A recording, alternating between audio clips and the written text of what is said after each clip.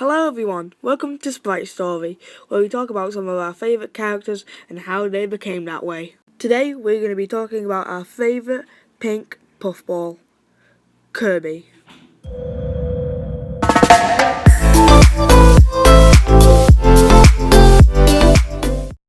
Okay, so the first game we're going to be talking about is a game called Kirby's Dream Land for the Game Boy.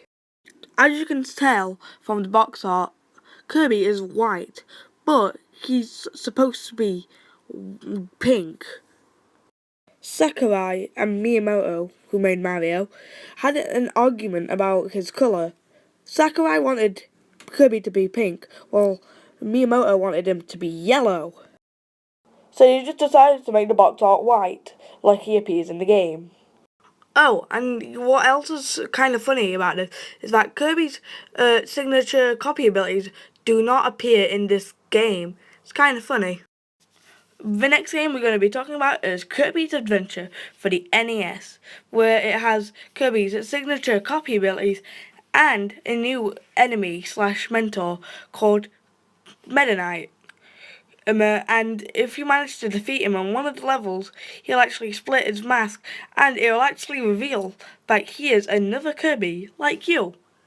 And also, as you see here, Kirby in the box art is pink, like he normally is.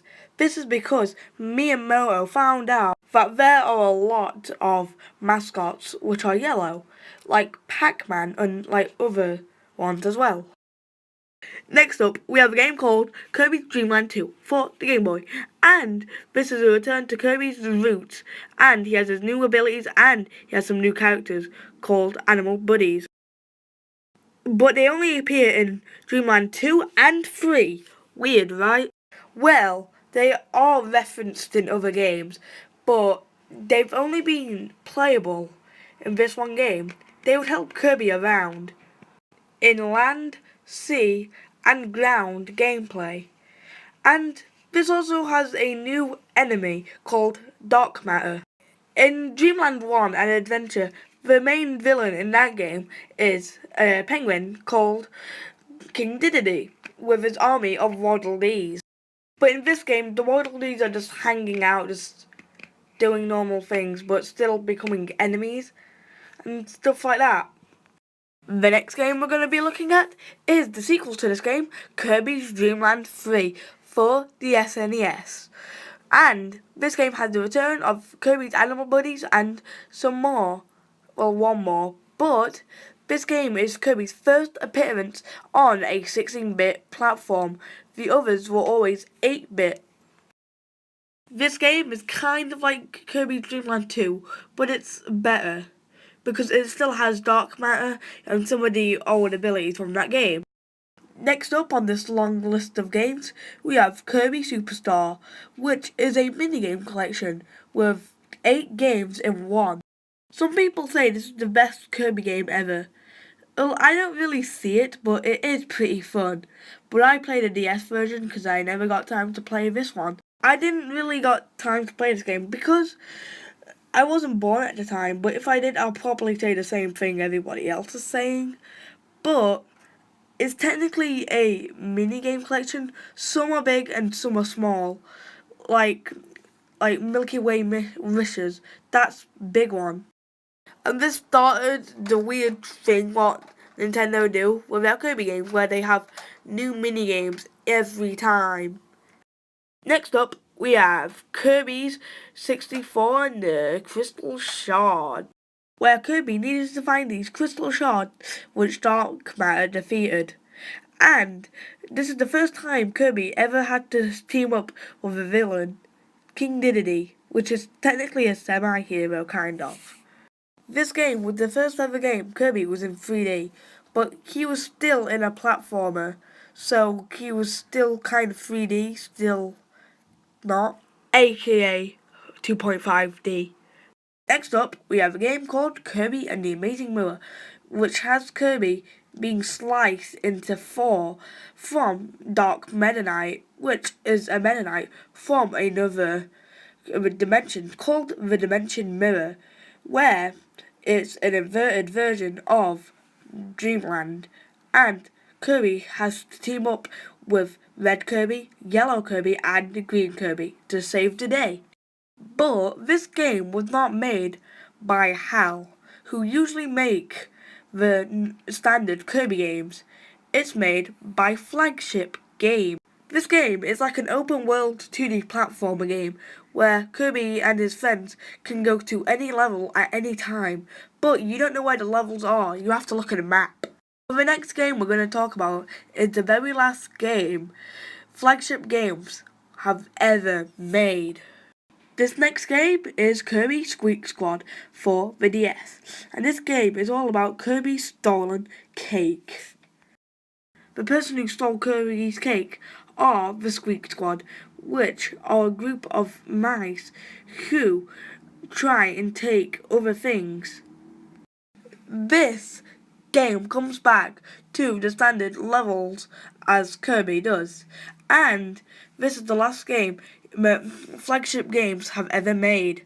The next game we're going to be talking about is Kirby's Epic Yarn for the Wii, and this game has Kirby in a yarnified world. Kirby and his new friend Prince Fluff needs to stop the new Yin Yarn, who sucked Kirby in this new yarn world. And this is technically a spin-off game, but it's kind of like a mainstream game, so I'm going to talk about it.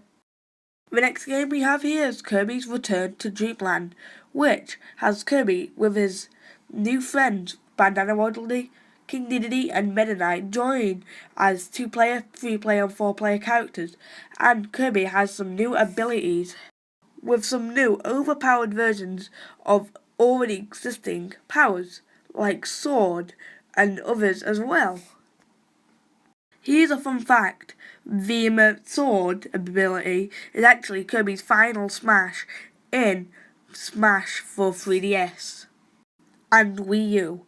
And also this game goes back to Kirby's original roots. And if you're in the UK, it's called Kirby's Adventure Wii. Don't ask why, it just is. Only 3 more games to go. Next up, we have a game called Kirby's Triple Deluxe for the Nintendo 3DS. This game is much better than Kirby's Return to Dreamland, in my opinion at least. It's Kirby's Return to Dreamland, but better. Also, Kirby has a new ability called the Hypernova, which is Kirby's new form of Suck, but it's really, really powerful.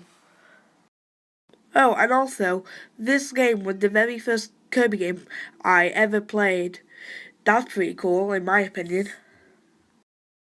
Next up, we have Kirby's Planet Robobot for the 3DS, where Kirby actually wields a mech of himself.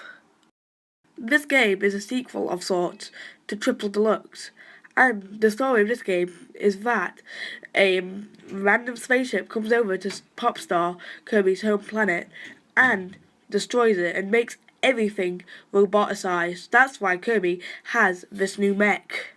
There are also some new characters added to the game, such as Susie and other characters who work as robots.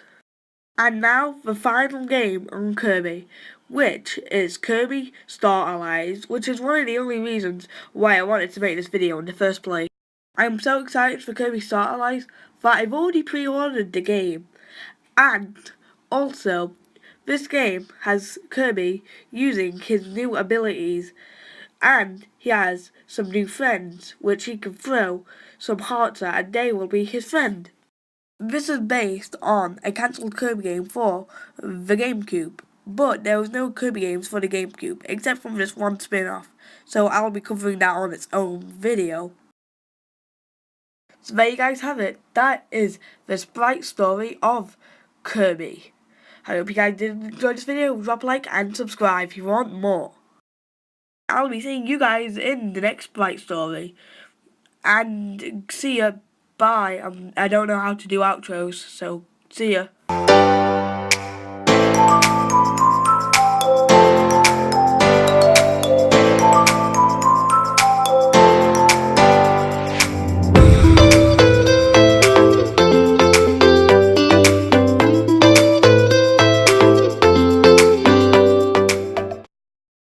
this game has new abilities for Kirby and has some new animals called animal buddies.